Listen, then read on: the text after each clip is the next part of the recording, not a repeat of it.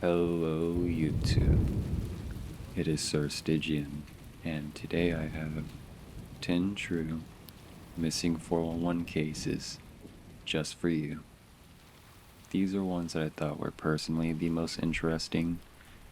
But with that being said, there are copious amounts of cases to choose from, and I have just scratched the surface. If you guys would like another video on this, definitely let me know in the comments. And if you wouldn't mind, liking and subscribing does help a small channel like this tremendously, for I do want to keep growing and also tailoring my content towards you guys. Now without further ado, let's go ahead and get into the video.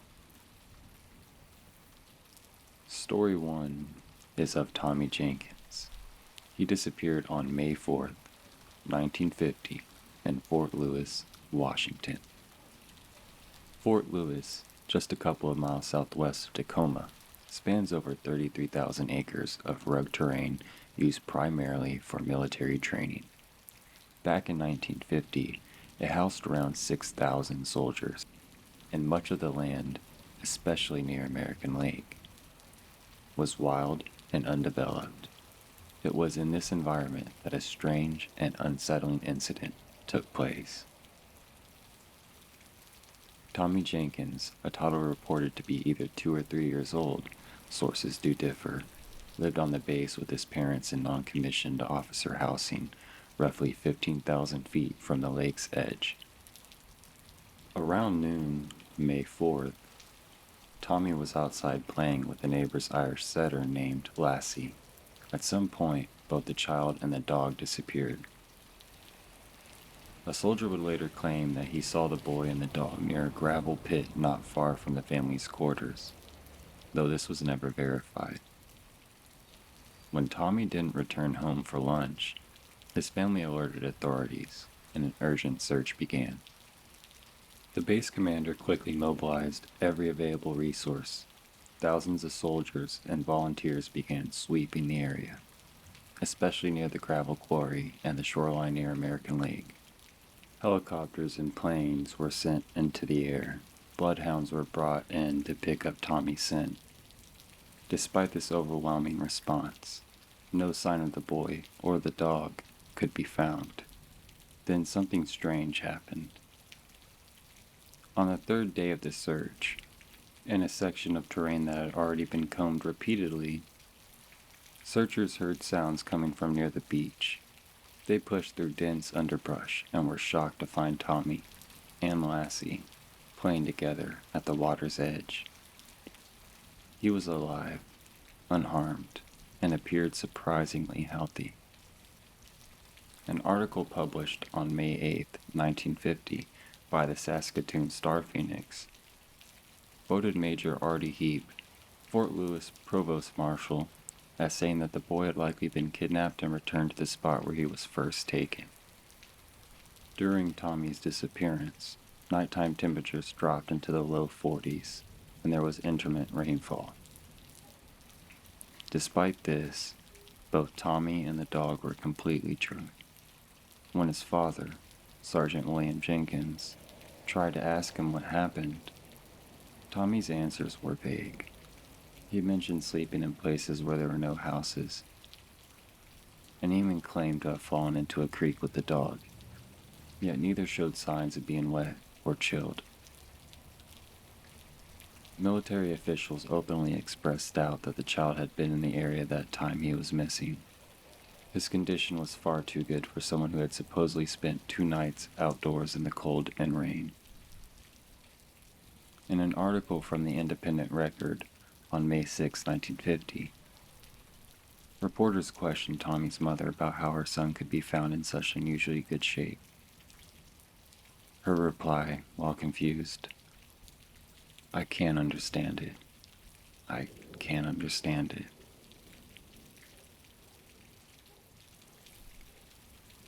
Story 2. It's not often that a search and rescue mission ends up turning into a search for one of the rescuers. But that's exactly what happened in Alaska in 2011. On October 10th, along Mile 70 of the Stees Highway, northeast of Fairbanks. An experienced volunteer, Gerald DeBerry, responded to a call to help locate Melindy Mindy Stratz, a woman from Utah who had gone missing during an off-road excursion. Dewberry, who knew the area like the back of his hand, brought his green Yamaha Kodiak ATV and joined the search effort. The situation began early that morning, around 2 a.m., when Mindy became separated from the rest of her group during a late-night four-wheeler ride. Her brother, Michael Stratz, reported her missing and told authorities she had vanished alongside her red ATV, a trailer, and her Jack Russell Terrier. He said she was last seen heading back along a trail from the wilderness. Troopers quickly mobilized, calling in reinforcements for what would become a full-scale search operation. As the day went on, searchers arrived and began scouring the area. At one point late in the afternoon, Gerald mentioned to others that he was starting to feel cold. A fire was built, and someone gave him an extra coat to help warm up. Once he was feeling better, he got back on his ATV and rode out to continue looking for Mindy. Eventually, another volunteer did locate Mindy alive near a place called Frozen Foot Creek. Details about how she ended up there were never made public. As search teams started wrapping up, someone noticed that Gerald hadn't returned from his vehicle. Concern quickly turned into urgency. Teams that had already been out in the field turned around and began looking for him. It was reported that he was last seen roughly 4 miles from the trailhead. Authorities also mentioned that Gerald had an unspecified medical condition. By the early hours of October 11th, helicopters equipped with FLIR, forward-looking infrared technology, were flying over the woods, scanning for heat signatures. The Alaska State Troopers and the Air National Guard launched coordinated ground and aerial searches, using helicopters and a Piper Super Cub. The effort would continue formally and informally for an entire week, but there were no sign of Gerald or his ATV. Paul Potvin, a longtime friend of Gerald's and owner of the lodge that served as the base for searchers, expressed what everyone was thinking. "It's a mystery," he told the Alaska Dispatch on October 14th. "The four-wheeler is gone. Something had to have happened. He didn't get lost, everybody agrees. He knew the land too well. That's the strangest part." And he was right to question it, because if Gerald hadn't got lost, where was the vehicle? FLIR scan should have picked it up as a heat source if the four-wheeler was nearby that day. But it didn't. Either it wasn't there, or something else had happened. Nearly a year passed with no answers. Then, on Labor Day of 2012, a miner walking near the Faith Creek mine at mile 69 spotted something unusual. Gerald's green four-wheeler sitting on a mild slope. The engine had been turned off. Once again, search teams converged on the area, but just like before, no trace of Gerald DeBerry was found. Story 3. Story 3 is of Dennis Werschmidt, and he disappeared in Mendocino National Forest on January 25th, 1958. 12-year-old Dennis Werschmidt, a boy from Willows, California, was excited to head out on his very own Boy Scout camping trip. On the morning of January 25th, 1958, his parents dropped him off to join his scoutmaster and 11 other boys. They were headed deep into the rugged terrain of Mendocino National Forest, about 40 miles west of Willows. Their campsite was located near Grindstone Canyon, at an elevation of roughly 4,000 feet. Soon after they arrived and unpacked their gear, The boys began playing a game of capture the flag within a small area close to the camp. As the afternoon wore on, one of the scouts noticed that Dennis was no longer with the group. The boys and troop leaders immediately searched the area, calling out his name and checking the surroundings. After about an hour with no sign of him, they called local authorities. The Glenn County Sheriff's Department led the response. Search efforts were quickly organized, but the weather was brutal from the beginning. Heavy snowfall and rain moved in, and temperatures dropped sharply. By the third day, there were nearly 3 feet of snow covering the ground. A newspaper article published on January 27, 1958, mentioned that temperatures were around 30 degrees Fahrenheit. Sheriff Sales said Dennis might have survived if he had found shelter among the boulder-filled gorges in the area. Interestingly, these types of rocky landscapes appear frequently in other missing person cases. Some researchers have pointed out that large fields of boulders often coincide with mysterious disappearances, especially in national parks. Yosemite, for example, is known both for its massive rock formations and its high number of unexplained vanishings. The search for Dennis continued for 9 days. Over 1,000 volunteers participated, including hikers, horseback teams, aircraft, helicopters, and even bloodhounds. One of the volunteers, the head football coach from Machico State College, tragically died of a heart attack while helping in the search. His death underscored just how committed people were to finding Dennis. On February 2nd, searchers found Dennis's frozen body a little over 2 miles from the campsite, resting in a stand of fir trees. Oddly, despite the wild coverage of the case, there were no clear details released about the condition of the body or exactly how he had died. The most unsettling part of this case is how quickly Dennis vanished. He had been in a confined area with other boys, yet there were no screams, no struggle, and no calls for help. Cases like this, where children disappear while playing in groups, show up time and time again in wilderness areas. What truly happened to Dennis Werschmidt remains a mystery. His disappearance, like many others, leaves behind more questions than answers in the quiet forests of Northern California. Story 4. This is an unusual disappearance near Mount Shasta, with names changed for privacy reasons. According to investigative researcher David Paulides, who documented this case in his Missing 411 series, this story stands out as one of the strangest he's ever encountered. While names and specific dates have been altered to protect the family's identity, the core facts remain unchanged. The case was brought to Paulides after the boy's parents heard his interview on Whitley Strieber's show and reached out, realizing that their experience closely matched others documented in his books. Mount Shasta is in Northern California, a region long associated with unexplained activity. A family was camping along the edge of a large creek when, around 6:30 p.m., the 3-year-old son, referred to here as John, vanished from the site. His parents immediately began searching the nearby woods and stream, but found no trace of him. Local law enforcement and the U.S. Forest Service were contacted shortly after. The area is known for its dense forests, abundant wildlife, and a reputation for strange occurrences. Paulides himself has spent time fishing in this region and notes its long history of unexplained events.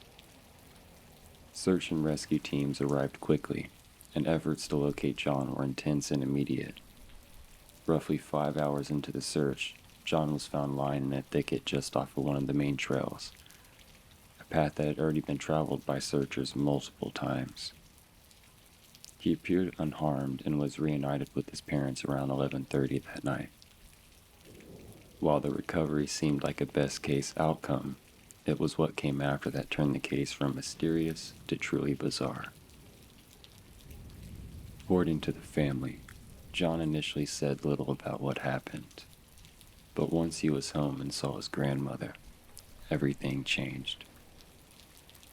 He told her that while he was missing, he saw her, or someone who looked exactly like her. He claimed to have woken up in a dark space that he described as a cave or a dungeon. In that space was a woman who resembled his grandmother. She spoke kindly and gently, and he believed it was her, until he saw sparks coming from her head. That's when he began to suspect she wasn't human, but some kind of robot. John also recalled that the walls of the space had old, dusty purses and guns hanging from them. He mentioned seeing other motionless robots in the area who never moved or interacted with him. The strange woman showed an interest in his stomach and eventually asked him to use a piece of sticky paper she placed on the ground to relieve himself. I believe it was tape. He said he didn't need to at the time, but not long after she let him out the cave and placed him under a bush, telling him to stay there where he was eventually found. Throughout many retellings of the story, John has stayed consistent in his details. Perhaps even more unusual, he said he never even felt scared during the entire experience. John's grandmother added a strange layer of coincidence. Months before her grandson vanished, she had camped in the exact same area. During that trip, she woke up one morning with a painful stinging sensation at the base of her neck. Her companion noticed a small red dot there, but nothing more. Though she can't say whether it's related, she found it unsettling that both experiences occurred at the same location. This case remains unsolved and difficult to explain, even among other missing 411 incidents. The consistency of John's account, the strange behavior of the woman he saw, and the peculiar detail of his placement near a previously searched trail all continue to fuel speculation on what really happened in the woods near Mount Shasta that night. Story 5. Story 5 is about Paige Wilson. She disappeared on August 20th, 2010, at about 4 p.m. in the afternoon. This happened on Floodell Campground, about 19 miles east of Colville, Washington, and her age at the time was 8 years old. Paige Wilson was camping with her grandfather and cousins in the Colville National Forest, not far from the Canadian border. They were staying at Floodell Campground, surrounded by tall evergreens, cool air, and rugged terrain. It was the kind of setting where families go to unplug and kids are free to explore the forest. That afternoon, Paige had been playing near the site with others, doing what kids do when they're outdoors and full of energy. At some point around 4 o'clock, she was noticed missing.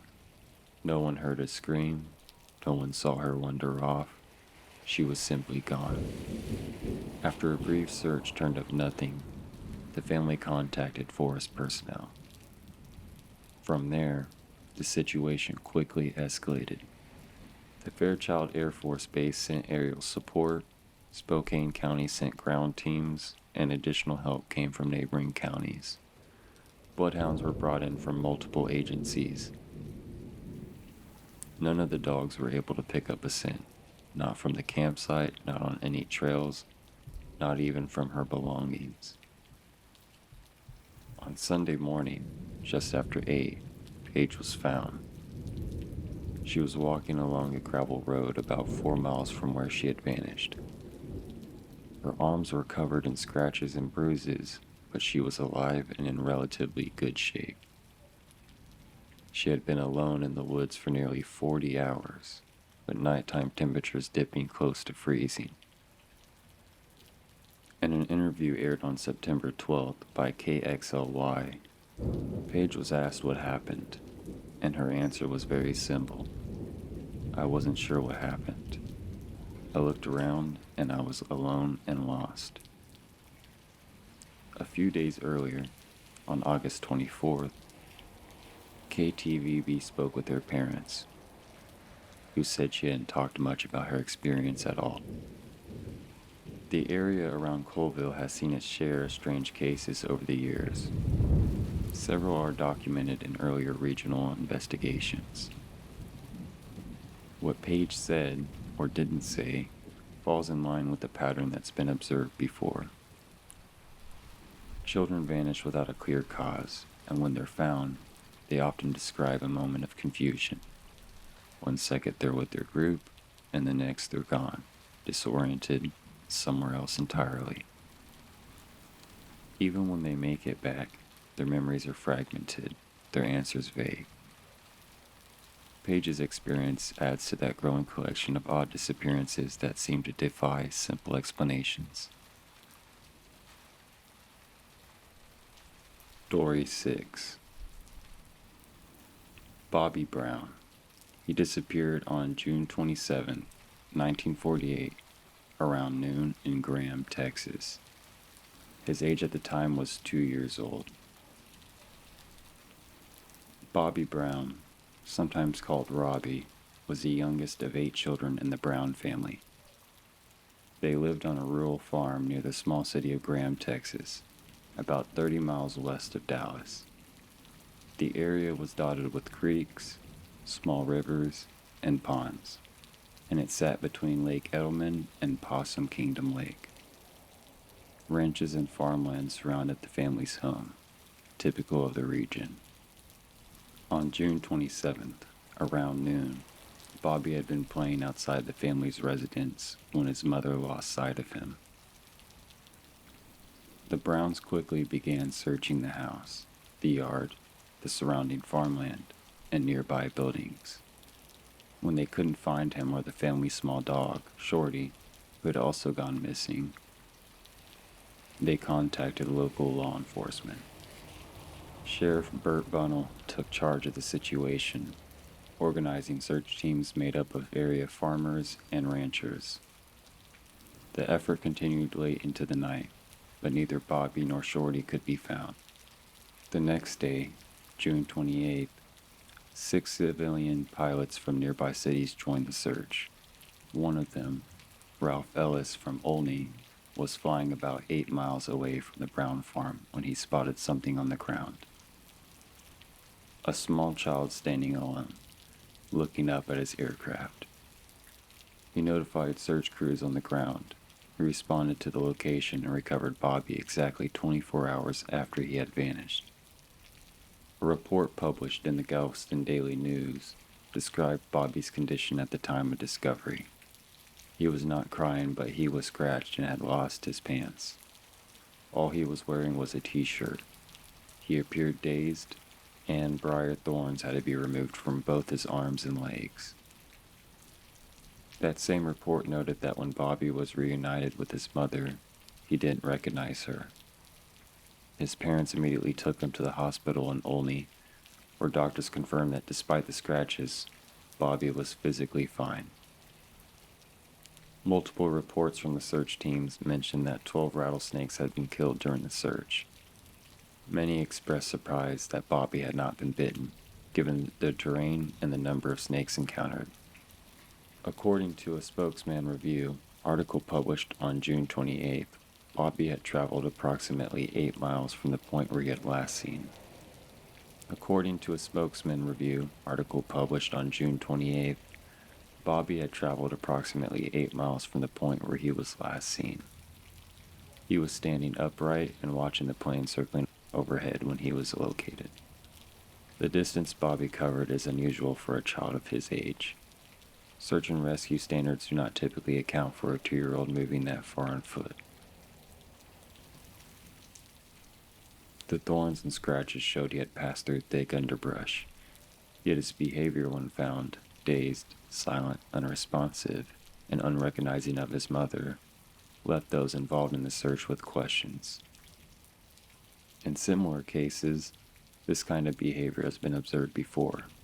It has sometimes been described as a state between awareness and unconsciousness. but for a child that young, found upright, alone, and not crying after 24 hours in the wild, details remain difficult to explain. Story 7. Story 7 is about Kevin Kennedy. He was 59 years old, and he disappeared on August 21st in 2011. This was in Peter Lougheed Provincial Park in Alberta, Canada. Kevin Kennedy had traveled from Australia to Alberta, Canada, as part of an annual summer visit with his wife's family. It was a tradition he looked forward to. He loved the mountains, particularly the rugged beauty of the Kananaskis region with its steep trails, alpine lakes, and abundant wildlife. Kevin was in excellent physical condition and enjoyed hiking at high elevations. He was familiar with the terrain and had experience in the outdoors. On the morning of August 21st, Kevin set out on what was meant to be a 4-hour hike through the Highwood Pass area. He planned to complete the Tyrwhitt Loop, a well-traveled route that passes through Grizzly Cone. His wife dropped him off at the trailhead and expected to pick him up later that day. When she returned 4 hours later, though, Kevin had not arrived. That same day, other hikers were on the trail and reported nothing out of the ordinary. The weather had been good, and the trail conditions were clear. Despite this, Kevin had vanished. Authorities were contacted, and a large search was quickly organized. The Royal Canadian Mounted Police coordinated the effort, placing 60 searchers into the surrounding mountains. Search dogs were deployed across the route Kevin had planned to take, but they were unable to detect any trace of him. No clothing, no gear, no tracks. Nothing. The search continued for several weeks and was renewed, sporadically until winter storms forced it to pause. When the snow cleared the following year, teams returned to the area, hoping to find something, a clue, a trace, even a discarded item of clothing, but again, they came up empty. The elevation where Kevin went missing was around 7,800 feet. The region is remote and beautiful, with dozens of alpine lakes nearby. While the landscape can be challenging, it is also a place where someone should be seen or found, especially with that many searchers on the ground and in the air. But in Kevin's case, there was no evidence to guide them, no signs of a fall, no signs of animal activity, no sign that he had ever been there beyond being dropped off at the trailhead. In most cases like this, even when the outcome is tragic, something is found, a pack, a boot, a torn piece of clothing. With Kevin Kennedy, though, there was nothing. No sounds heard, no sightings reported, no environmental explanation offered.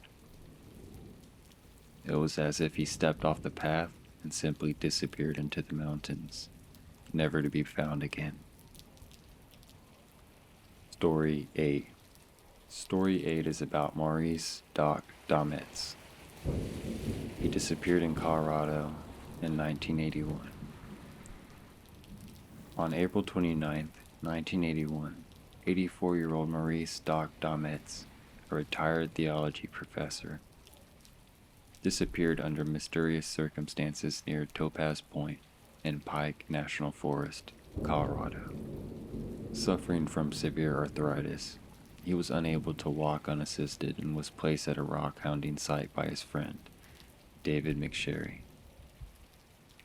McSherry left briefly to park the car closer to the site, only about 150 feet away, and when he returned, Doc was gone. There were no signs of a struggle, footprints, or any indication of where he went. A massive search happened, only to turn up nothing, as if he didn't even exist. Despite his immobility, it was as if he had vanished from the earth. His disappearance remains an active cold case with the Douglas County Sheriff's Office, Hopefully one day people can find answers. Story 9. Story 9 is about Dr. James McRogan. He was a 39-year-old and an experienced hiker and physician from Indiana, and he went missing during a split snowboarding trip to the Eisman Hut near Vail, Colorado in 2014. Although part of a group, he traveled ahead and never reached the hut. His body was discovered 19 days later, on April 3, 2014, near Booth Falls, around 4.5 miles away and outside the standard search grid. He was found at the base of a frozen waterfall. Oddly, his boots, coat, and gloves were missing, despite frigid weather. His helmet remained on his head, and his snowboard and backpack were nearby. Authorities ruled his death accidental, likely from a fall. But how he ended up so far off course with zero survival gear remains unexplained. Story 10. Story 10 is about Paula Jean Weldon, and this is the Bennington Triangle Mystery. Some disappearances become legend, not because of what's found, but because of what isn't. This is the story of Paula Jean Weldon, an 18-year-old college student who stepped onto a hiking trail in Vermont in 1946 and was never seen again. Her case baffled authorities, captured national attention, and even reshaped law enforcement in Vermont. To this day, no trace of Paula has ever been found. Paula was a sophomore at Bennington College, intelligent, artistic, and independent. She was the eldest of 4 daughters, born to a well-known industrial engineer from Stamford, Connecticut. On Sunday, December 1st, 1946, Paula finished her shift in the dining hall and returned to her dorm. She told her roommate she was going for a walk, maybe a hike along part of Vermont's Long Trail. She wore a bright red parka with a fur-lined hood, blue jeans, and sneakers. It was cold that day. The skies were overcast. Sunset would come early, and Paula didn't bring a backpack, money, or even extra clothing. No food or water either, just herself. She left campus around 2:45 p.m. and was last seen on school grounds by a campus employee. A local man named Lewis Knapp picked her up while she was hitchhiking along Route 67A and dropped her off near a trailhead on Route 9, close to Glastonbury Mountain. Later that afternoon, hikers traveling south on the Long Trail spotted Paula heading north. She asked a few questions about the path and then continued walking alone. This was the last confirmed sighting of Paula Jean Weldon. Paula didn't return that evening. Her roommate assumed she was out studying or visiting someone. By the next morning, professors realized she was missing. The college organized a search, and local law enforcement joined in. But Vermont didn't have a state police force at the time. The investigation was uncoordinated. Leads were missed. Days passed. Frustrated by the lack of progress, Paula's father contacted the governor and brought in detectives from Connecticut. A massive search effort followed. Hundreds of volunteers, students, soldiers, and even aircraft scoured the woods. Search dogs were used. Trails were walked for miles. Even a psychic was brought in, but not a single clue was ever found. No footprints, no clothing, no body. Paula had vanished. National news picked up the story. Public criticism of Vermont's investigation mounted. Within a year, the Vermont State Police was established, a direct result of Paula's disappearance. But the mystery didn't end there. Between 1945 and 1950, 5 people disappeared in the same area under strange and unexplained circumstances. Locals began referring to it as the Bennington Triangle, a region of dense forest, abandoned towns, and legends of curses tied to Glastonbury Mountain. None of the missing were ever found. No evidence, no patterns, just silence. Paula Jean Weldon's story is more than a cold case. It marks a turning point in Vermont's history and remains one of the most chilling, unsolved disappearances in American true crime.